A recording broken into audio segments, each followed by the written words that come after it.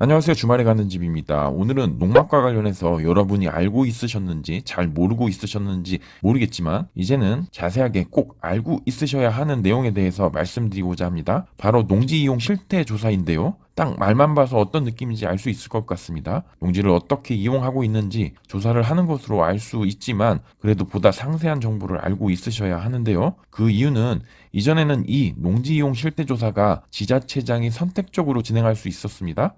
따라서 인력이 부족해서 몇 년에 한 번씩 특정 지역, 특정 조건을 정해서 실시했으나 이제는 매년 진행하는 것으로 바뀌었기 때문입니다. 다시금 강조하지만 매년 조사가 이루어집니다. 따라서 농막에 관심이 있거나 현재 농막을 소유하고 있으신 분들에게 있어서는 오늘 내용 꼭 참고하셔야 하니 이번 영상은 끝까지 꼼꼼하게 확인하시면 좋을 것 같습니다.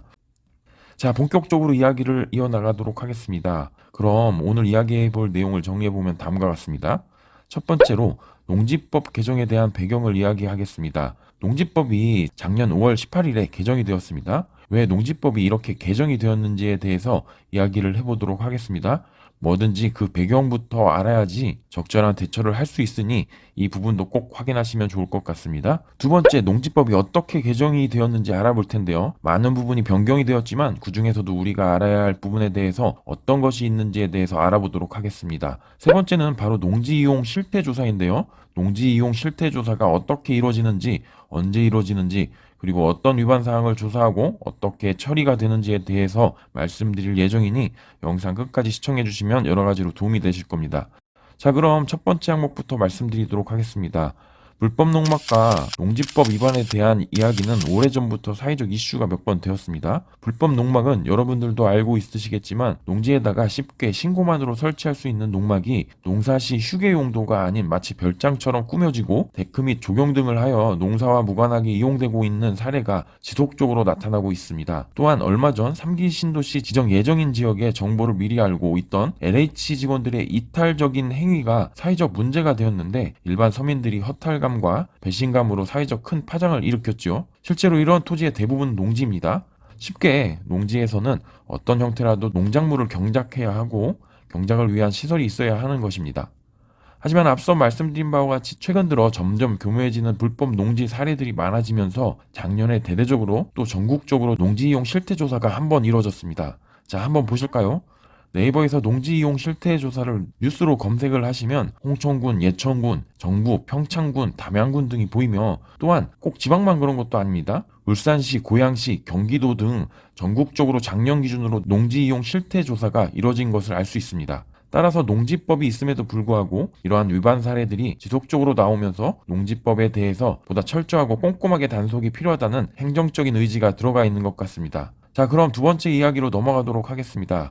두 번째 이야기는 그럼 농지법이 어떻게 바뀌었는지 궁금할 텐데요. 내용을 보자면 제목이 5월 18일부터 농지취득 자격심사가 대폭 강화됩니다 라고 되어 있습니다. 2022년 보도자료이고요. 세부 내용을 보자면 농림축산식품부는 농지취득 자격심사 체계화 및 사후관리 강화를 주요 내용으로 하는 농지법 및 농지법 시행령, 시행규칙이 5월 18일부터 시행된다고 밝혔다. 이렇게 나와 있습니다. 주요 내용은 다음과 같습니다. 첫째, 지자체가 농지를 취득하려는 자의 농업 경영 의지, 실현 가능성 등을 꼼꼼히 심사할 수 있도록 농업 경영 계획서 서식을 대폭 개편하고 주말 체험 영농 계획 서식도 신설하였다라고 되어 있습니다. 저희도 주말 체험 영농으로 농취증을 신청했었는데 당시에는 그냥 주말 체험 영농으로 표시만 하면 되었거든요. 즉 300평 미만의 토지는 주말 체험 영농으로 영농 계획서 없이 농취증 발급이 가능했는데 이제는 주말 체험 영농도 영농 계획서를 작성해서 제출해야 한다. 이렇게 보시면 될 것 같습니다. 이게 원래 영농계획서 양식입니다. 3장으로 되어 있고요. 300평 이상일 경우에 이를 작성해서 제출해야지 농취증 발급이 되었습니다. 여기에는 농지정보, 농사를 어떻게 지을 거고 어떤 작목, 자금 조달 계획까지 작성을 해야 합니다. 이건 이전부터 있었으니까요. 근데 바로 주말체험 영농계획서가 신설되었는데요. 바로 이 양식입니다. 마찬가지로 3장으로 되어 있고요. 자세히 보겠습니다. 농지 노동력 확보 방안, 농업기계 장비시설 확보 방안, 농지 이용 실태, 농지 취득 자금 조달 계획, 영농 계획에 관한 사항을 상세히 만들어야 합니다. 두 번째 내용은 농업경영계획서 또는 주말 체험 영농계획서 작성 시 직업, 영농 경력, 영농 거리를 의무적으로 기재하도록 했고 이와 함께 제출해야 하는 증명 서류도 구체화했다라고 되어 있습니다. 세부 내용을 보자면 표로 이렇게 정리를 해 놓았는데요.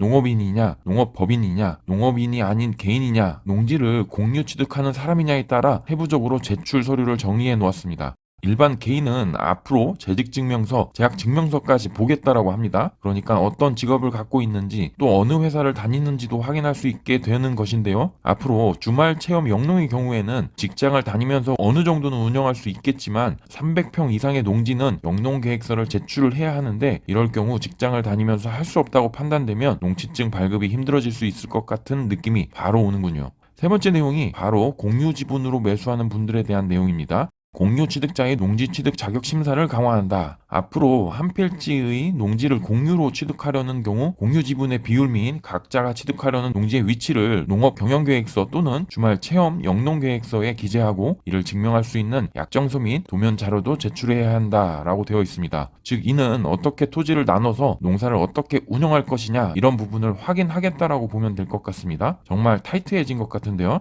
넷째는 농지 취득 자격 증명 접수 시 지자체 담당자가 행정정보 공동 이용을 통해 확인해야 하는 서류를 확대하였다라고 되어 있습니다. 기존에는 행정정보 공동 이용을 통해 토지대장, 주민등록표 등본, 법인 등기사항 증명서 등 세 종류의 서류만을 확인하였으나 앞으로는 토지 등기사항 증명서, 농업 경영체 증명서, 표준 재무제표 증명, 사업자 등록증, 외국인 등록 사실 증명, 국내 거소 신고 사실 증명 이렇게 6종류의 서류를 추가적으로 확인하겠다라고 합니다. 이는 기존의 개인의 경우는 토지 대장 및 등본만으로 신청이 가능했지만 지금은 어떤 사업을 어디에서 하는지 또 외국인인지 재외동포인지 이것까지 확인을 하겠다라는 것입니다. 회사를 다니는지 앞서 재직증명서를 제출받고 회사를 다니지 않는 경우는 사업자 등록증을 통해 어떤 사업을 어디서 하는지도 확인하겠다라는 것인데 점검하는 포인트가 아주 꼼꼼하게 되어 있습니다. 그만큼 농지 취득이 어려워질 것으로 보입니다. 다섯 번째 내용은 농지 취득 자격증명 발급 민원 처리 기간을 연장하였다라는 것입니다. 현행 처리 기간은 농업 경영 목적은 4일 이내, 주말 체험 영농 목적과 농지 전용 목적은 2일 이내였으나 앞으로는 농업 경영 목적과 주말 체험 영농 목적은 7일 이내, 농지 전용 목적은 4일 이내로 각각 연장하고 지자체 농지위원회 심의 대상 경우에는 14일 이내에 농지 취득 자격증명을 발급한다. 이렇게 되어 있습니다. 즉 신청 후 기존에는 바로바로 발급을 해주었거든요. 특히 저희처럼 주말 농장으로 신청을 하면 2일 이내라서 거의 다음날 이면 나왔는데 이제는 일주일을 생각하셔야 할 것 같습니다. 자, 이제 이번 영상의 가장 중요한 내용 중에 하나인데요.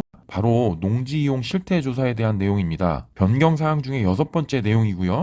농지 이용 실태 조사에 대해서 좀 더 구체적으로 알아보도록 하겠습니다. 농지 사후 관리를 강화하기 위해 지자체가 매년 소유 이용 실태에 대해 조사해야 하는 농지의 범위를 구체화했다. 이렇게 되어 있습니다.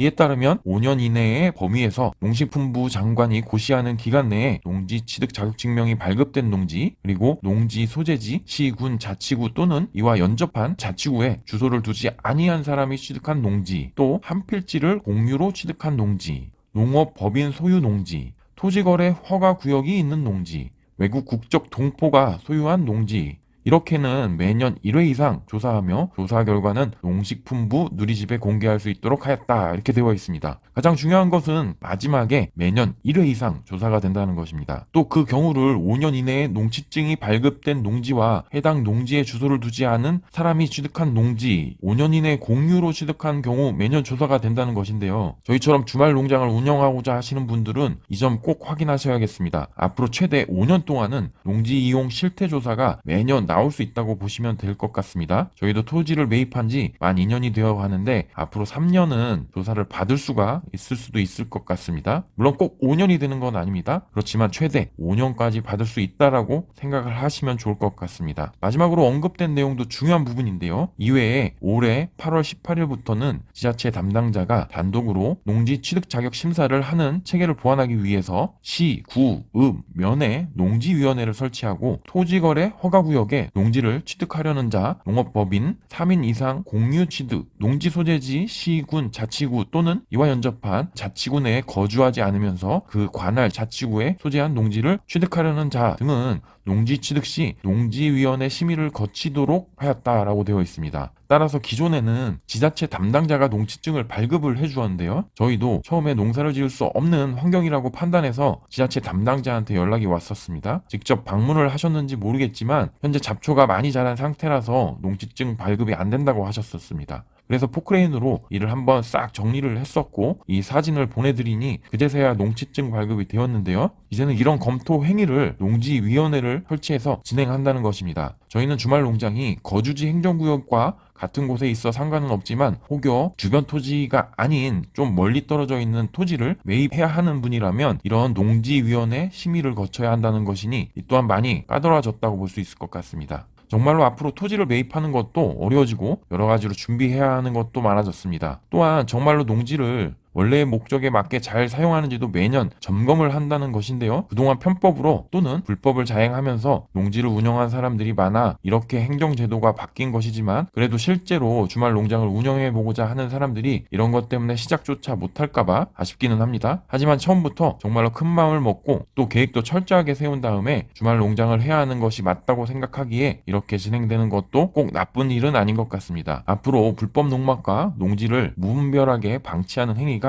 조금 줄어들었으면 합니다. 자, 그럼 농지이용 실태조사가 구체적으로 어떻게 이루어지는지도 알아보도록 하겠습니다. 먼저 기간입니다. 기본적으로 농지이용 실태조사는 매년 9월 1일을 기준으로 진행을 하며 전년 9월 1일부터 당해년도 8월 31일 1년 동안의 농지이용 실태조사를 9월 1일부터 11월 30일 90일간 조사하게 됩니다. 물론 시장 군수, 구청장은 필요하다고 인정되는 경우 수시 또는 특별조사도 할 수 있습니다. 다음은 조사 방법인데요. 현장 조사를 원칙으로 하고 필요에 따라서 관련 공부를 확인하기도 하는데요. 실무적으로 보면 최근 농지취득 자격증명 발급 대상자, 최근 3년간 신규 취득한 농지가 있는 농업법인은 전수조사 대상으로 농지대장 및 직불금 지급 대상자 명단 등을 참고해서 조사 리스트를 작성한 후 농지이용 실태나 농업경영계획서 이행을 제대로 하고 있는지 조사를 하게 됩니다. 즉 실제 현장에 방문한다고 볼 수 있는데요. 기존에는 인력이 없어서 이런 부분이 이루어지지 않았지만 최근 이렇게 구체화된 조사를 위해서 각 지자체별로 조사원의 채용 공고를 확인할 수 있습니다. 앞서 말씀드린 기간에 비슷한 일정으로 채용 공고가 이루어지고 있음을 알 수 있는데요. 즉 앞으로 직접 현장 조사를 나간다라고 보시면 될 것 같습니다. 다음은 이렇게 조사가 된 후 어떤 농지가 처분 명령이 이루어지는지에 대해서도 말씀드리도록 하겠습니다. 첫 번째, 정당한 사유 없이 자기 농업 경영에 이용하지 않았다고 시장, 군수, 구청장이 인정한 농지입니다. 예를 들어 농지 소유 자격이 없는 사람이 소유한 농지나 임대 자격이 없는 사람이 불법으로 임대하는지 불법 위탁 경영한 농지 등이 처분 대상 농지라는 이야기입니다. 두 번째, 처분 대상 농지를 보면 농지 전용자가 목적 사업에 착수하지 않은 농지입니다. 농지 전용 목적으로 농지를 취득한 자가 농지를 취득한 날로부터 2년이 경과하도록 전용 목적 사업에 착수하지 아니한 농지는 처분해야 한다는 이야기입니다. 저희 채널을 시청하는 분은 보통 주말 농장 또는 농막을 놓기 위한 분이기 때문에 전용과는 상관없을 수도 있겠네요. 다음은 농지 소유 상한 농지인데요. 즉 너무 많이 소유를 한 경우를 말하는데요. 자기 농업 경영에 이용하지 않는 상속 농지나 이농 농지는 1만 제곱미터 즉 3,000평까지 소유할 수 있고 주말 체험 영농 목적의 농지는 세대원 합산으로 1,000제곱미터 약 300평 미만까지 소유할 수 있습니다. 이런 면적을 초과해서 소유한 농지도 적발되면 처분해야 한다는 이야기입니다. 주말 체험 영농은 세대원 합산이라는 거 꼭 확인하시면 좋을 것 같습니다. 다음은 농지 취득 자격증명 부정 발급 농지인데요. 여기서 우리가 눈여겨봐야 될 부분은 농지 취득 자격증명을 발급받는다고 하더라도 법원의 판결이나 검사의 처분으로 거짓 또는 부정한 방법으로 농지증을 발급받아 소유했다고 판명되는 농지만 처분 의무 대상 농지라는 이야기입니다. 다음은 주말 체험 영농 및 농업계획서 불이행 농지입니다. 앞서 농지증을 발급받을 때 영농계획서를 쓴다고 말씀드렸습니다. 여기에 나와 있는 것처럼 농사를 짓지 않는 토지의 경우가 해당되는데요. 예전에는 주말 체험 영농에 대해서 영농계획서를 쓰지 않는다고 말씀드렸습니다. 하지만 이제는 써야 합니다. 따라서 영농계획서를 작성 시에도 꼭 자신이 농사를 어떻게 지을 것인지에 대해서 미리 사전에 준비를 해두는 것도 향후 농지 이용 실태 조사에서 이러한 처분 명령이 주어지지 않는 하나의 방법일 수 있을 것 같습니다. 마지막으로 취득한 영농요건 분리농지를 정당한 사례 없이 휴경한 경우에도 처분해야 한다는 이야기입니다. 영농요건 분리농지는 농업인이 아니더라도 소유를 할 수 있고 개인 간 농지 임대차도 가능합니다. 다만 휴경하면 즉 농지를 놀리면 안 된다는 얘기입니다. 농지를 많이 보시다 보면 주변 여건으로 인해 농사를 짓기 어려운 토지가 있는데 영농요건 분리농지라고 지정이 되게 됩니다. 이러한 농지라도 휴경을 하면 안 된다는 것인데요. 꼭 농사를 지어야 농지 처분 명령이 이루어지지 않겠네요. 정말 그래서 이제는 농지면 무조건 농사를 지어야 한다고 볼 수 있을 것 같습니다. 이러한 농지 처분은 보통 원칙적으로 한 필지를 단위로 이루어지기 때문에 한 필지 일부를 작용하지 않는 경우도 한 필지 전체를 처분 대상으로 지정이 되니 이 부분도 잘 확인하셔야 될 것 같습니다.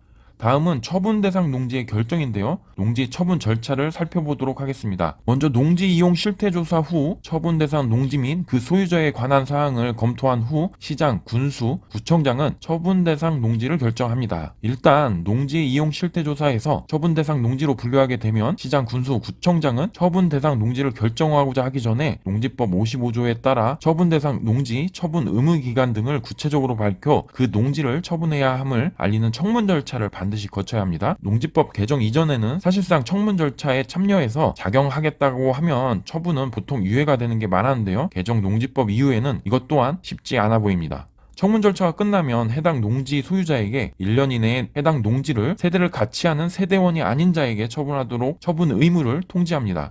처분 의무를 통지받고 처분 의무 기간 내에 대상 농지를 처분하지 아니한 농지 소유자가 그 농지를 자기 농업 경영에 이용하는 경우에는 3년간 처분 의무 명령을 유예할 수 있습니다. 처분 의무 유예 관련 법조문을 살펴보도록 하겠습니다. 처분 의무 명령의 유예는 농지법 12조에서 규정하고 있습니다. 여기에서 한 번 더 작용의 위력을 알 수 있는데요. 스스로 농사를 짓는 토지에 대해서는 한 번 더 지자체장이 3년 동안 처분을 유예해 줄 수 있도록 규정하고 있는 것입니다.